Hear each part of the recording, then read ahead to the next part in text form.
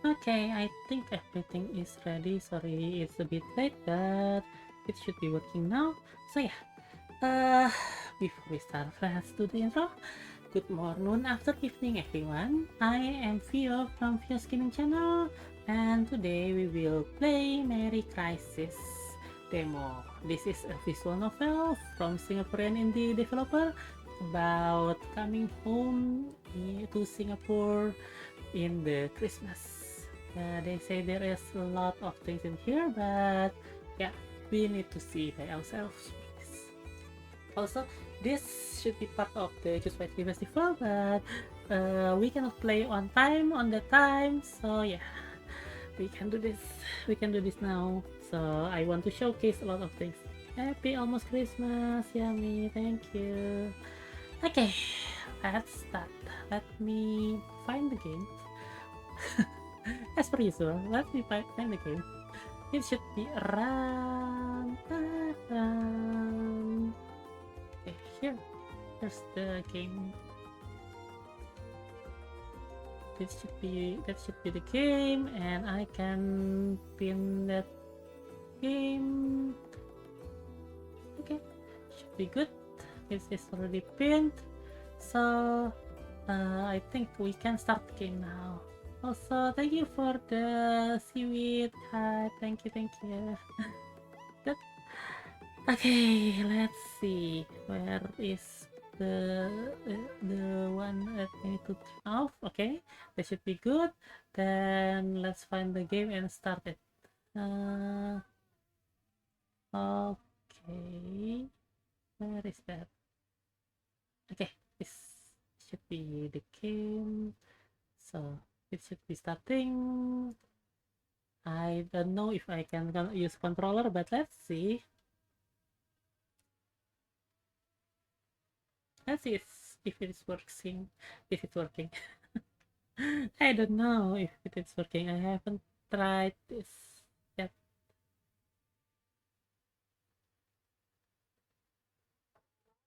Let's see.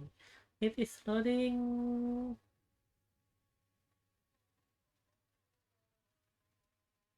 It is running. Yes, per usual. I should really start the game before.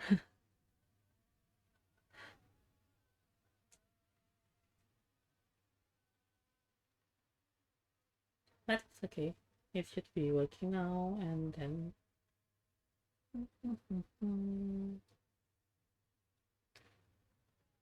okay. Okay. I think the game is there. Game audio is heard. Is it a bit too if it is a bit to be no no no no no no no no no no no no no no that menu back to main menu. Preferences first. Okay, let me reduce the music a bit and sound effect a bit. Okay, this should be good, I think. Return to the front. Yeah, I was trying to click here and suddenly it already started the game. Okay, this should be good, yeah. About. Yeah, this is Renty, Monsoon Games, running a code alley, created on Crow's Nest. Yeah, this was created by the, what is it? The Singaporean developer. So yeah, let's see how it is. Okay, that's good. Let's start. Player setup. First up, you are, well, woman. There is a lot of choices. A man or woman, non-binary person. You were born. Okay, we can choose everything in here. We can put anything in here. Yeah, for now, for this character, let's see. There is 3 romanceable characters in this game. All of them gender selectable. That is interesting though. We can choose everything in here. For romanceable character, woman, or man, random selection, custom selection, random selection. Prologue: The Arrival. 22 December. You sprint down the street. There's been an early sprinkling of snow 2 days ago. The streets are still slippery with patches of black ice. It's absolute madness to be running full tilt the way you are, but nobody bats the eye. New York City is full of people who are late to something or another. In your case, your flight to Singapore is in less than 4 hours, and you still need to grab your stuff from the apartment. Okay, so run like my life's on the line or slow down enough to avoid falling flat on my face. So done. You figure out that if you end up as a roadkill, you definitely won't make it for Christmas dinner. Your mother's already mad enough that you're visiting for only a week, so you don't want to know how she'd react if you don't come home at all. You're a yard from your apartment building when two very familiar hairy things burst out of the front door and charge towards you. Oh, the doggo! They leapt right at you, yapping noisily, knocking you off balance. That is two, the small one, the brown one, and the black and white one. That's cute. You take a step back, right into a patch of ice. You flail frantically in the blind hope of catching a nearby railing. Oh! Fortunately, someone catches your arm before you face plant into the sidewalk. It's Nat, your housemate. So I'm so sorry. Kiho and Liz dash out before I could clip their leashes on. The dogs wag their tails and beam at you, completely unrepentant despite their role in your near-death experience. Liz, the more exuberant of the two dogs, chucks a saliva-coated toy bone at you and waits expectantly. I'm never too busy to give the dogs a good pet. You technically have no time to spare, but you've never been able to resist this too. You toss the toy bone for Liz, then give Kiho a pat. Liz scampers off happily in search of the bone, and even Kiho gives you an imperious bark of satisfaction. Look at his face. Look at his face. That's interesting face. Nat smiles at you, gaze lingering. Even now, it seems Nat has not quite lost his easy affection for you. This might be an opportune time to mention that Nat also happens to be your ex. 4 weeks ago, the breakup had been amicable, mature. You'd both simply been moving in opposite directions, or so Nat had put it anyway. You stand in the kitchen of your shared apartment, reeling from all that had been said and left unsaid. The radiator hisses unevenly in the corner, working overtime to fill the silence. A half-drunk mug of tea sits between you, long since gone cold. You'd sensed that Nat hadn't been happy for a while now, but you hadn't realized that it had gotten this bad. Breakup bad. I love you, but we cannot keep going on like this. Something sharp and desperate claws at your throat. Are you even happy with me?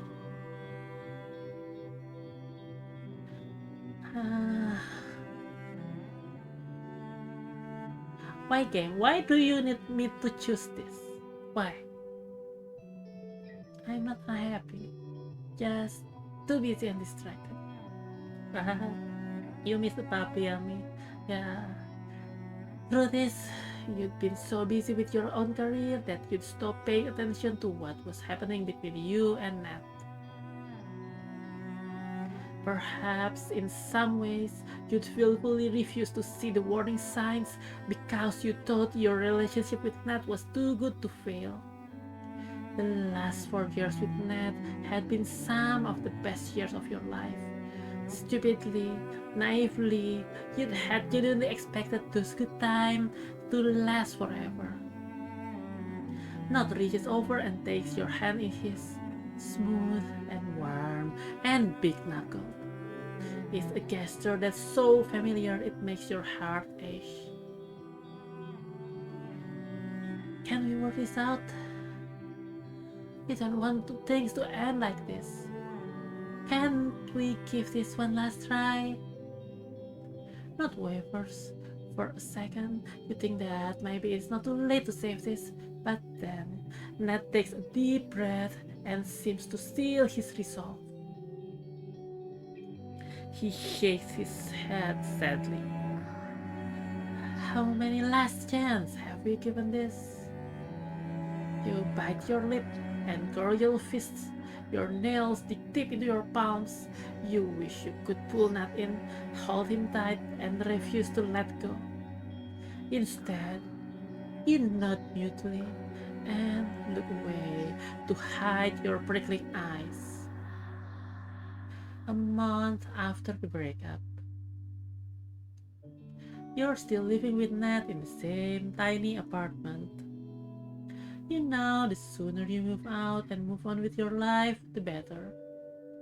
You've already packed your things into neatly labeled boxes and you've been scouring websites for apartment to rent, but New York City rent is sky high. As a late 20-something-year-old without much savings to your name, there just aren't many options. The boxes continue sitting by the door, a reminder of the home you built together. Unlike my belongings, my feelings have proven a lot harder to pack up and stow away. Unlike your possessions, your feelings prove a lot harder to divvy up into neat boxes. Truth is, you're still in love with Nat. You keep expecting to wake up curled around him in the bed you once shared, hoping that these past weeks could just disappear like fog on a cold autumn morning. But this is no bad dream you can simply wake up from. You try to remind yourself that this is for the best, that this is what Nat wants. But you see it in the Nat's eyes sometimes. Moment of weakness where he's unable to hide the way he still feels for you. And in those moments, you think maybe you haven't lost him completely yet. If you can just find the right things to say or do. A car honks loudly. That's a doggo. The sound of traffic transports you back to the cold street, breath fogging in the December air. You realize that you've been standing on the sidewalk for at least a minute now. Thank you, Zedibot. It's beginning to snow. Tiny snowflakes have begun to collect in Nat's hair.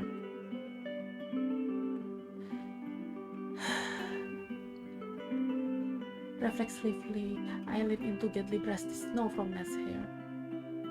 Before you realize what you're doing, you reach out to gently brush the snow from Nat's hair, tucking a stray strand behind his ear. You hear the soft intake of breath when your fingers graze his ear. Nat blinks, cheeks coloring slightly in surprise. You pull your hand back, wondering if you've crossed a line. But Nat's gaze is warm. And it makes you wonder if he too is thinking of all the winter holidays you'd spend together, making snow angels and sipping hot chocolate by a window. For a moment, you can just about pretend you're both 21 again, college seniors, still in love and full of hope for the future.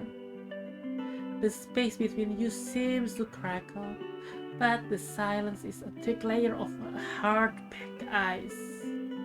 It's Nat who breaks the silence first, setting Kiho down next to him. So, when your flight's home again? In about 3.5 hours. With a change of expression of 60s sitcom, all the color bleeds out of Nat's face. Oh, what? Oh shit, need a lift? Nats always look out for you in more ways than one. Some things never change.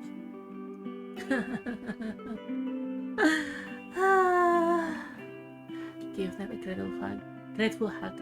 Thank you. You pull Nat into a hug. Nat lets out a small sound of surprise, but a second later, relaxes into your arms. You breathe deeply, inhaling the familiar scent of Nat. For a moment, you can almost pretend that nothing has changed between you. The thought brings a warm sting to your eyes, and you step back, blinking quickly. Thanks, Nat. I really appreciate it. Nat's expression is gentle, but you catch a flicker of something you cannot quite decipher. It's no problem. What's the point of a holiday if you cannot even use it to save a...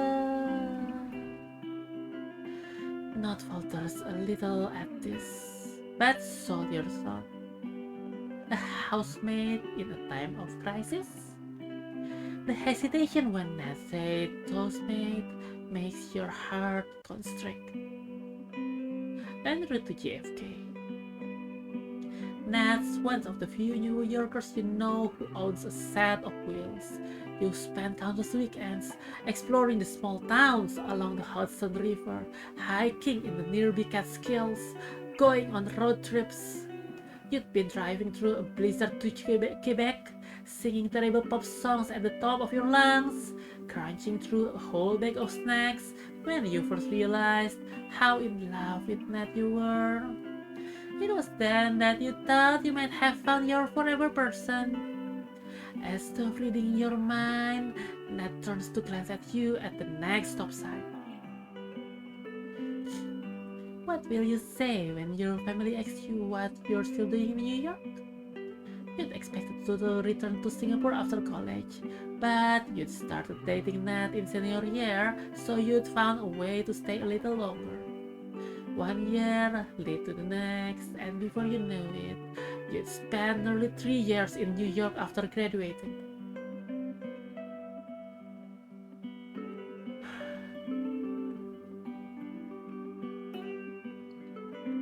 Singapore's where I grew up, by New York starting to feel like home.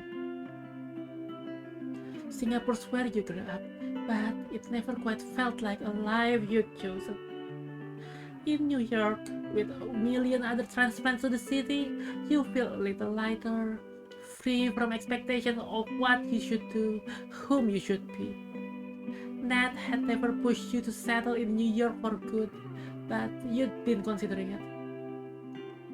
At first, you'd stayed in New York because Nat was here, but as time passed, you've come to think of New York as home too. Even now, a part of you still wants to stay in this city.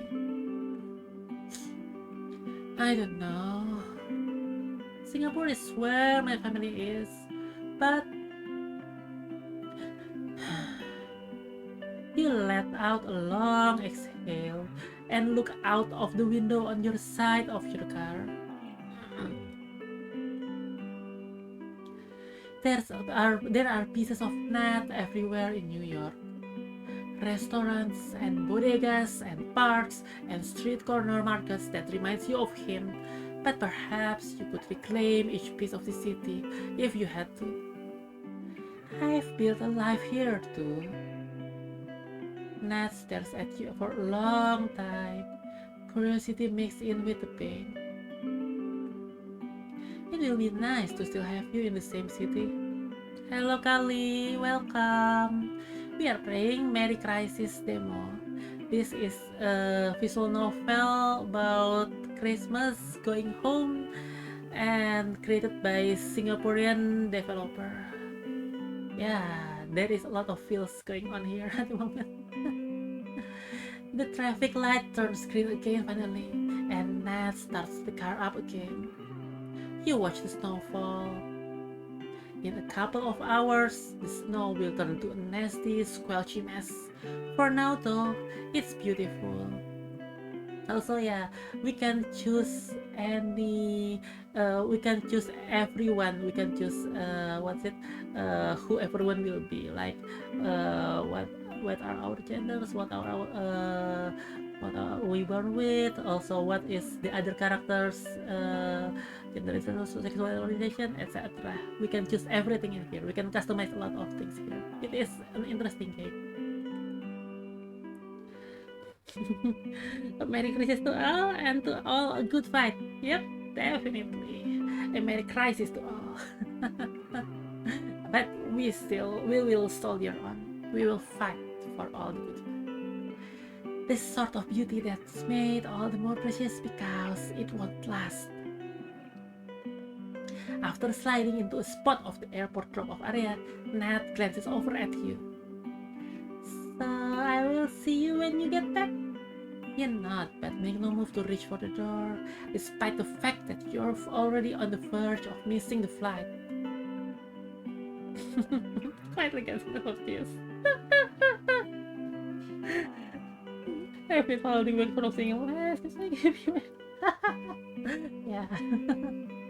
You can't help but think about how many times he had driven you to the airport over the years, kissed you goodbye, and told you how much he'd miss you while you were gone. There's something soft and unguarded in his gaze that makes you want to lean in. Nat reaches across the center console and takes your hand. Your breath hitches in surprise. Merry Christmas. Enjoy your week back home.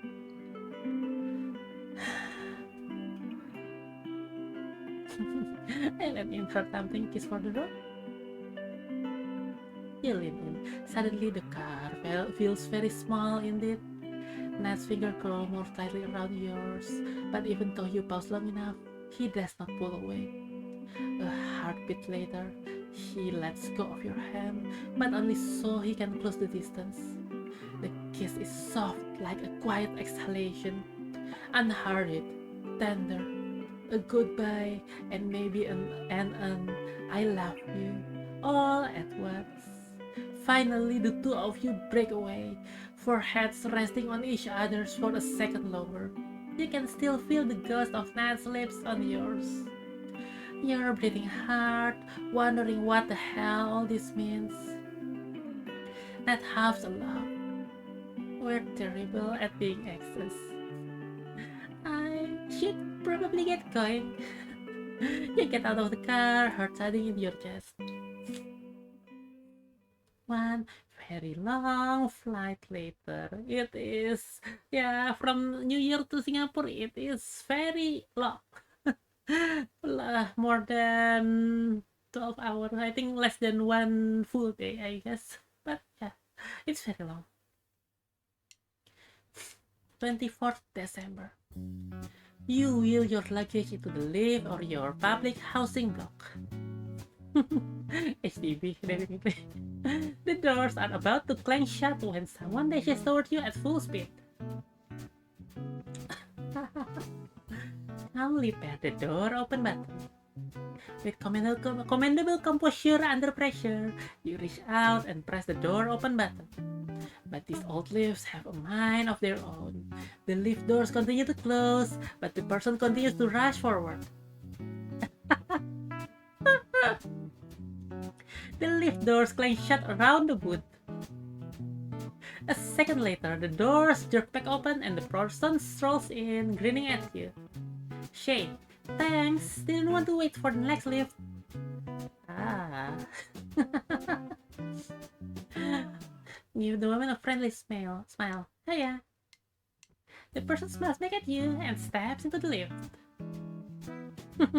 Ah, yummy. She reaches out to press the button for the 11th floor, the one you live in. You put 2 and 2 together. This must be Shay, your neighbor's new tenant, the one your mother complains about in every phone call. The company she brings home, the late-night jamming sessions with her bandmates, the muddy mountain bike tracks she leaves in the corridor. Yeah, I hear that, Yami. You study the woman in greater detail as the lift starts trundling upward. She's tall, wearing ripped black jeans and a sleeveless red tee with show of strong shoulders, defined muscles, tan, sun-kissed skin. There's a guitar case slung over her shoulder. When you return your gaze to the woman's eyes, you realize you've been caught staring. She winks at you. Like what you see? Her voice is low and playfully flirtatious, and you can definitely see why your mother disapproves.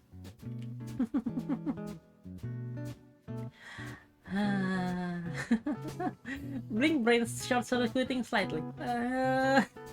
It's not exactly the most intelligible response, but you failed to come up with anything better. Staring at the woman's muscles had admittedly short-circuited your brain.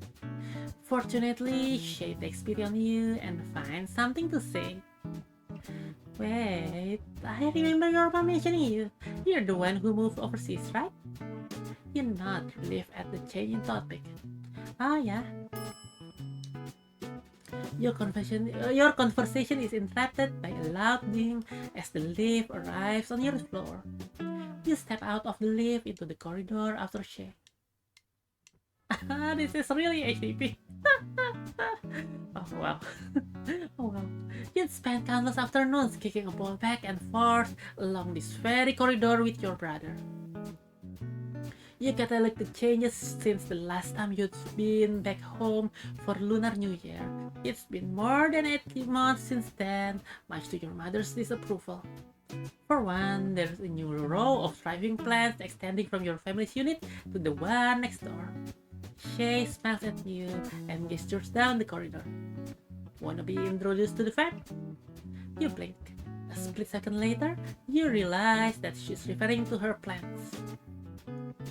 Sure, why not? Shay introduces each plant to you in loving detail. The finicky orchid, the indestructible ZZ plant, and the drama queen fiddle-leaf fig. Finally, Shay waves at your family's sad bougainville that has been neglected for years. Hey, maybe you can give this poor soul some TLC while you're here? Tender laughing care. I'm only here for a week. Oh. Shay's face falls slightly, but she quickly recovers. We'll make it count. See you around, neighbor. Wait a bit. I need to drink a bit.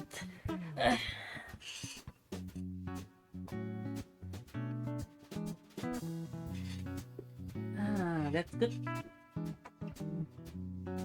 Jasmine milk tea. Wait a bit.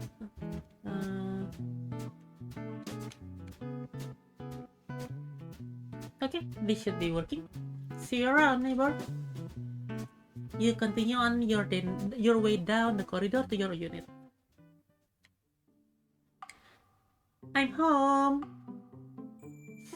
Your mother rushed out of the kitchen to smack you in the arm. Oh, what? Why?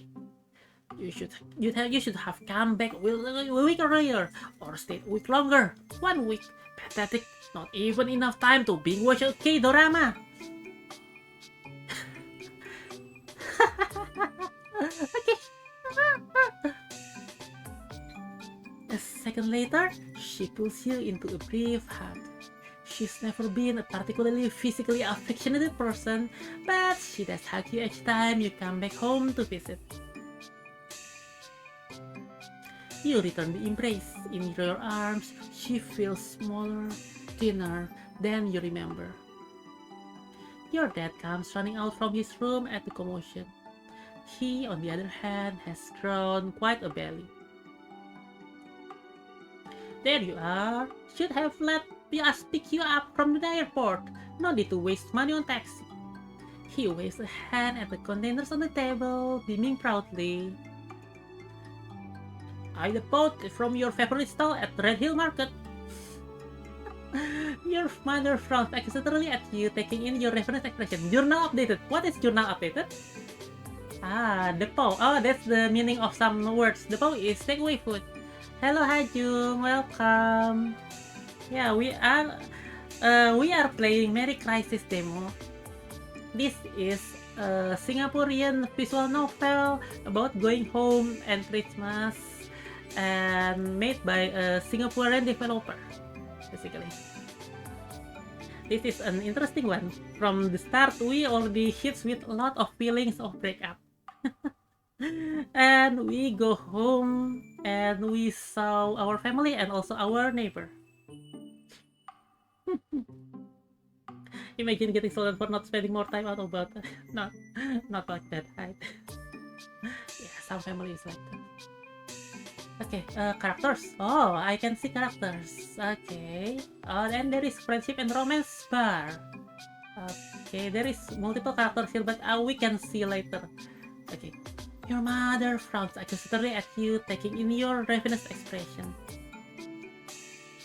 Yes, it is. The game hits us with the Merry Crisis feels. Sometimes I think you come back from the food more than from us. Well, some people are like that. Your dad shrugs. I'm happy as long as something works as bait. Where's D? He's out for lunch with a friend again on a Christmas Eve. Journal. D, short for younger brother in Mandarin. Hmm. She makes apostrophe marks with her fingers at the word friend and shares a meaningful glance with your father. You take this with a pinch of salt. Your mother has a habit of simply assuming things that she'd like to believe. You're unable to stop yourself from thinking bitterly about how your parents had done the opposite with Nat, continuing to refer him as a flatmate months after you told them about your relationship.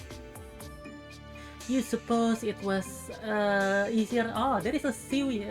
The content warning when it happens. That is interesting. That is a really good one. You suppose it was just easier than confronting the fact that you were dating a black American instead of a Chinese Singaporean. Yeah, the seaweed is racism and prejudice. Thank you, Dev. Thank you, Game Dev. Before you can sink further into these thoughts, the door swings open violently. Your younger brother tosses his socks by the gate and sashays over. Something smells amazing. Can I have some? Your mother rolls her eyes and mutters something about bottomless stomachs, but waves everyone over to the dining room. Elbow my brother smirking. Mom thinks you were on a date. Your mom glares at you betrayed, but your brother only laughs. Your mother's eyes light up with hope. So, it is true? I can neither confirm or deny. Also, what is that cat shirt? Cat eating something. Cat eating noodles, I guess. That is cute. That is cute shirt. Your brother plunks down in the seat next to you. Every time I see you, you look even older than I remember. That's exactly how aging works, genius. Genius. Sucks to be you. At least I am not the one getting dumber every year. The two of you grin at each other. You'd never admit it out loud, but it's good to see him. For the first couple of minutes, there's only the sound of utensils scraping as all four of you practically inhale the food. It's truly the best thing you've tasted in weeks, maybe months. After the feeding frenzy has died down a little, the four of you start chatting. You'd been close to your family growing up, but you drifted apart after moving to New York. So, how have you been? Answer vaguely and remain mostly silent. I'm pretty good. Your family tries to fill the silence, but the chatter mostly passes over your head. All the inside jokes and anecdotes that you must have missed.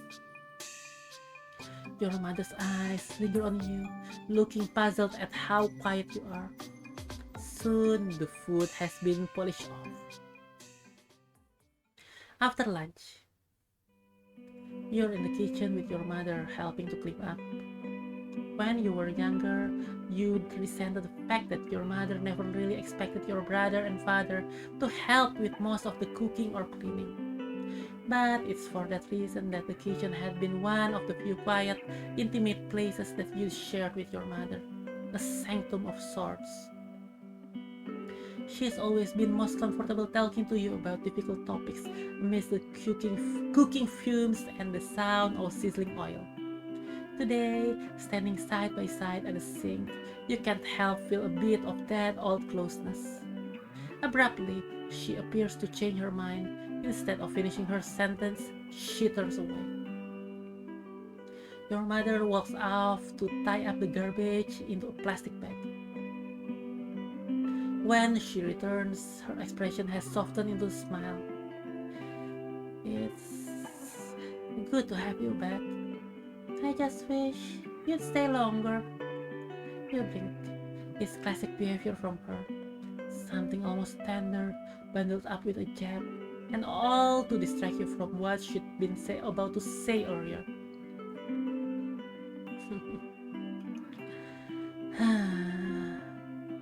What were you about to say? Your mother shakes her head, as stubborn as you are. Oh yeah, nothing. Yes, your father and I are not getting any younger. She'd been saying this for years in an attempt to guilt trip you into returning to Singapore, but this time, something about her tone makes you think there might be more to it than she's letting on. You frown, but before you can say anything, your mother thrusts you the garbage bag and clams her mouth shut, a clear signal that it's all she will say on the matter. As you head out with trash, her gaze follows you all the way to the door. Just as you're rounding the corridor to the shared rubbish chute, you bump into Shay. She's repotting one of her plants in the corridor, humming a little tune as she works. She pauses and looks up as you walk past. She brightens and gives you an enthusiastic wave, nearly flinging a couple clods of mud at you in the process.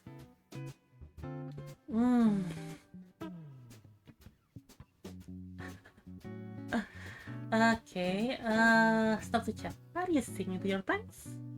You draw a little closer. Are you singing to your plants by any chance? After carefully setting the plant into its new pot, Shay straightens and smiles at you. Or to you, if you'd like. Oh, really flirtatious. To your surprise, she actually begins to sing the chorus of the song she'd been humming, her voice oak-timbered and rough-hewn. You roll your eyes but cannot help smiling. Alright, save your serenades for the plants. Hey, I've been meaning to ask you for your number. Maybe we could hang out this week while you're here?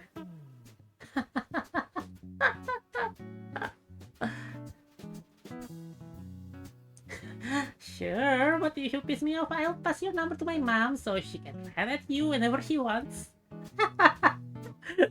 Shay lets out a throaty laugh. That's evil. Thought your mom was bad enough, but I see you've inherited all of her ruthlessness. That's cute. Don't get off my bedside. After you give your number, she adds, by the way, I'm performing at Christmas show tomorrow. Wanna come? We just met 5 minutes ago, and you want me to spend Christmas with you? Great music! Drinks on me after. What better way to spend Christmas? Anyway, no pressure. I'll send you the deeds and you can decide tomorrow.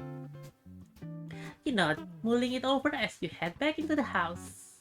You can already hear your mother in your head, grumbling about bad influences who drag you out to wild late-night parties instead of spending time with family on Christmas. That's cute. A few hours later. Much to your parents' dismay, you're spending the evening at the reunion with your junior college classmates. Junie, dude, people are going to be so excited to see you. It's been years. Cat! That cat shirts. There is a lot of cat shirts there. The cute cat shirts. Punch yourself. I stare at a picture of you on my phone once every couple months so I don't forget what you look like. You laugh. Junie has been your best friend for years, so you know just how dramatic she can be. That's creepy. Also, I haven't seen the rest of your years, but I literally just video called you a month ago. The two of you continue strolling along the canal, which will take you all the way to the restaurant where you'll be meeting the rest of your classmates for dinner. Ah, so this is the canal. I think I know the area. At first, when you'd heard that Q will be there too, you'd almost cancelled, but Junie had been persuasive.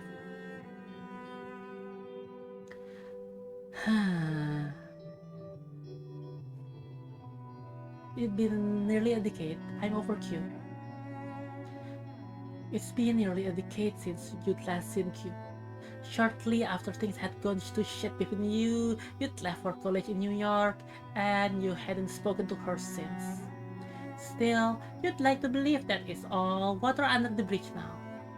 Besides, you'd want to see the rest of your classmates, and you'd be damned if you let Q take that away from you. Junie raised an eyebrow at you. Maybe tonight's the night the two of you finally get over the bad blood between you. You take a long breath. Your mind transports you back to the first day you'd met Q. 8 years ago. That's long time ago. You're at a party with Junie and her boyfriend, Tech. At some point between the rowdy drinking games and chit-chat, you wander out to the pool alone for a bit of a breather. You get a couple of seconds of blissful solitude before someone else slips out the back door and joins you. It's Q. You've seen her around in school, but you've never been in the same class. Needed some peace and quiet? You laugh and raise an eyebrow at her pointedly. Yeah, well, I'm not going to get it now. From there, the conversation's momentum somehow sweeps you along with it. Throughout the conversation, Q's eyes linger on yours. Q's a good listener, and somehow, even though you've only just met, it feels as though you've known each other for years. The time passes in a hazy blur, thick and viscous, like honey dripping slowly from a jar. People occasionally come in and out of the back door, but you barely even notice. For who knows how long, nothing pierces the bubble that forms around the two of you. Eventually, though, the party begins to empty out, and the few remaining people come streaming out of the house. Suddenly, there's a loud whoop, and the host dives headlong into the pool with a massive splash.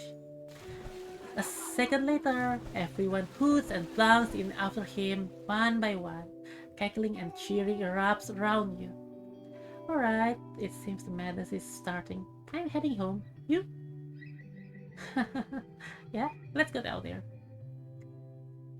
The two of you say your goodbyes to the rest, then walk out of the house together. You linger at the front gate. There are no stars, not that you can see anyway, but the sparkle in Q's eyes is close enough. Background, look at the background. Seems neither of you want to say goodbye just yet.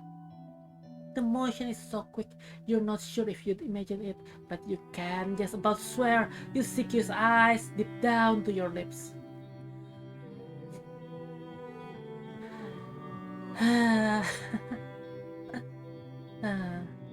You're gonna kiss me or what? Your breath hitches as Q closes the distance between you. One thing had led to another tonight, but you certainly hadn't expected it to lead to this. The kiss is bruising.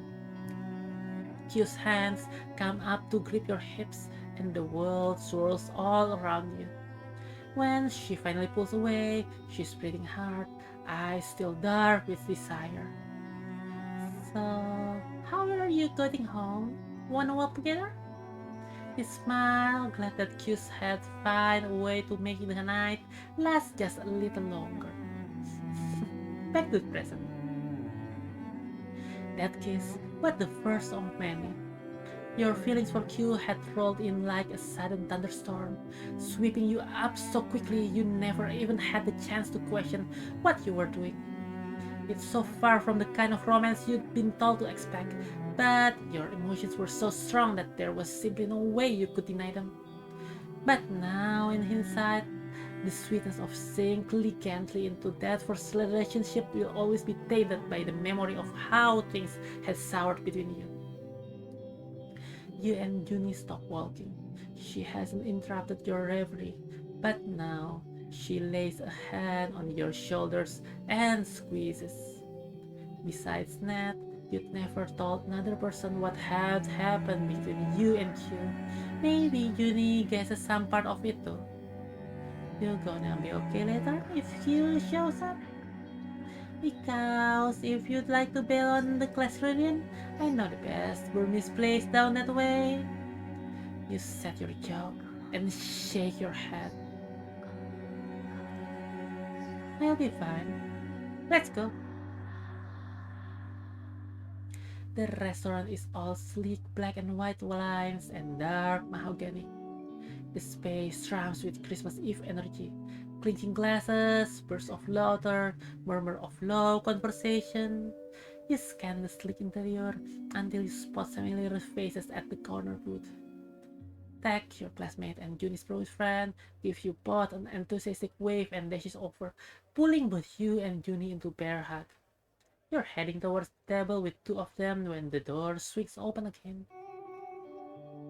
Something, instinct perhaps, or maybe just bad timing, makes you to turn to look. Q stands silhouetted in the doorway. The smile on your face freezes in place. Time slows. Q's eyes meet yours, and all the air oozes out of your lungs. Her dark gaze is exactly how you remember it: turbulent, deathless, and frustratingly unreadable. You let your eyes trace the hard, angular structure of her cheekbones and jaw down to her tailored shirt and pants. It all speaks doubly of success and power and prestige, all the things Q's parents had always wished for, no, expected of her. Ah, I see. You hear she's a public prosecutor now, and she certainly looks like the sort of person you wouldn't want to go up against in court. Public prosecutor. Wow. And yet, in the subtle softening of her eyes as she holds your gaze, you see traces of the Q you once know. You swallow thickly. You wonder if Q2 imagined this moment in her dreams 100 times? Had she rehearsed 1,000 different lines to say to you after all these years? The old flame. Slowly, Q lifts her chin and her lips curl up into a wry, almost cryptic smile. I was starting to think I'd never see you again.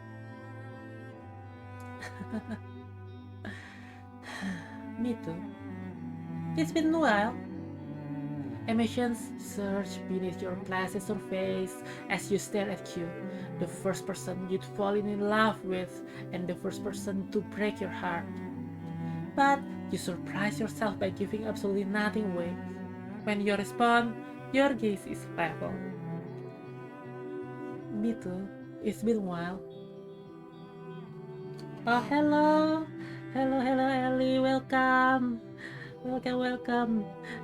The game is very nice. I love how it writes, how the writings. I love it so much, and also the feelings.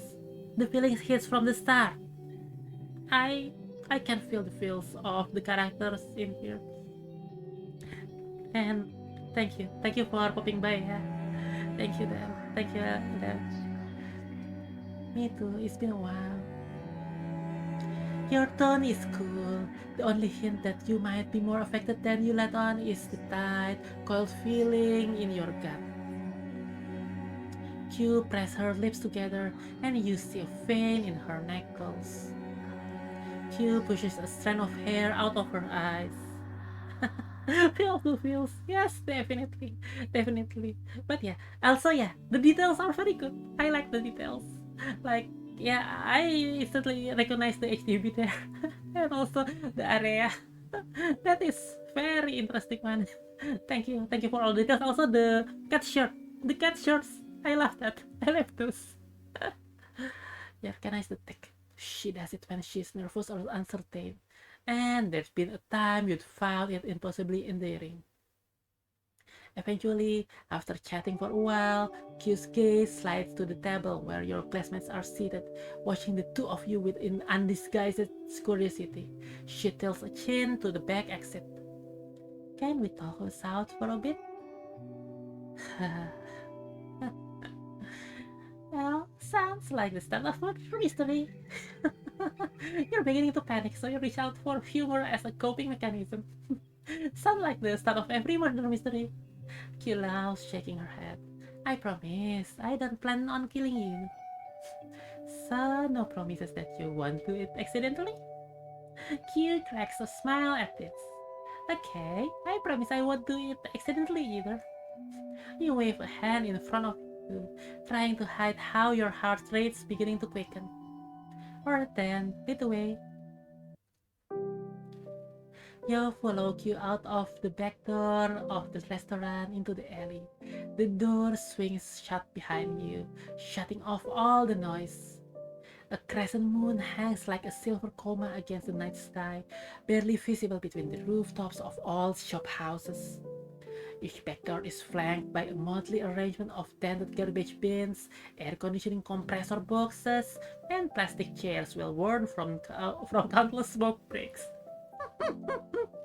Yeah. Now though, the alley is almost empty, save for several lonely pigeons pecking the ground for invisible food scraps. For a while, the two of you stare each other down without speaking. Once, almost 10,000 miles of sea had stood between you and the past that you'd vowed so hard to leave behind. Now, Q standing so close you can smell the familiar scent of her soap. True character, she hasn't changed it even after all these years. You grit your teeth and step back, trying to render her proximity less overpowering. You don't want to be reminded of sweeter times, simpler times, times when touching you, loving you, had been as natural as breathing. Okay, we're outside. You ball your fist to stop your hand from shaking. What did you want to say? Q takes a deep breath, and something shifts in her expression. Whatever had remained of her had a hard exterior crumbles to dust in front of you. I wanted to apologize for the way things ended. You blink, palms beginning to sweat. Your heart drops to the pit of your stomach. Back then, I assumed you'd always been in my life. I was 18 and stupid, and Q sucks in a breath. Her gaze holds so much regret that your heart twists. I've never stopped wondering if things might have turned out differently if I had asked you to stay all those years ago. Q choked out the words.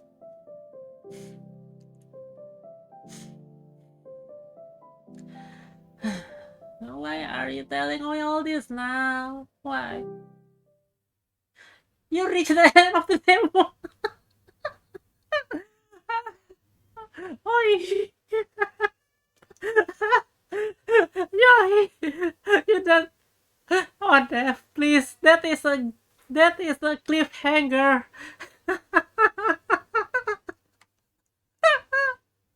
Wow.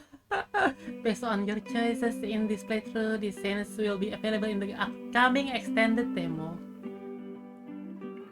Uncover what went down with Q and find out what she could possibly want to say to you now after all these years. Spend time with Ned and see if there's anything left to say. Attend Shay's Christmas performance and maybe spend the night together. Have a follow-up conversation with your mother about what she said in the kitchen. Snooze. Sorry. Okay. Different choices might unlock other scenes in the extended demo. The extended demo released in spring 2026 and the full game in winter 2026. Okay, the demo is... Yeah, I want that. That is very interesting. That is very interesting one. Thank you for getting this demo, and I cannot wait for the extended demo. That is very cliffhanger. Very emotional cliffhanger. I like that, and we cannot do this. Can we load? I think. Is it possible? No, because we have the autosave. Okay, I think we can load the autosave, and we can check the character. I want to check the journal and character first before. Yeah, an acceleration is to express dismay, exploration, or in this case dismissal. We have that. We have all of those. Also, yeah, junior college is high school basically on Singapore. Characters: Juni, your best friend from the start. Nat, You're confronted and a very recent ex. You might be still in love. Q, your first love. The two of you haven't spoken in years, but you'd like to think over what happened. Shay, the two you are on friendly terms. Your neighbor's new tenant. Juni, your best friend from junior knowledge. Mom, the two of you have recent relationship. Papa, this relationship. D, Mrs. Lin, there's tension between you. This is Q's mother. Kiho, Nascaran Terrier who thinks he's king of the world. The two of you like each other. Liz, Nas Border Collie whose greatest option is fetch. Okay, that's the character. Okay, so let's go back to main menu. Okay, so that's all for Merry Crisis. That is a very interesting bite-sized demo. There is a lot of things that we can configure, and I can see that the choices will be changed depending on what you choose on the start. And also, as you can see in here, the character can be changed to depending on what is it? Depending on the choice. So we choose the random selection. So this is cute. We can choose either of the gender for this one. Q, Nat, and Shay. So those three. So that is the random one. We got that one. That is interesting one. Okay, thank you Dave for making this game, and also thank you all for joining me in here. It is a short demo, but it is worth it. I love this. Thank you for doing here. This is a short stream, but it is okay. I intended this to be a short stream because yeah, this is a demo actually, and this is the Christmas Eve here, so there might be some occasion outside. But yeah, and I want to get some rest first after this. We will see you soon. I don't know if I will stream tomorrow, but we'll see. Anyways, thank you for being here. This is my outro. Good morning, after evening. Nyan, and see you later. See you soon. Goodbye and take care.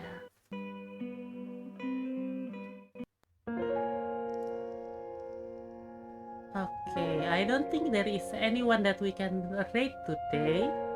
So I think we will, yeah, I will check a bit. Just checking, but I don't think there will be anyone today. So yeah, I don't see anyone at my list today. So yeah, we will just end the stream today and see you soon and take care. Remember to have a good holidays, Merry Christmas, and take care. Okay, be yourself and have fun. See you.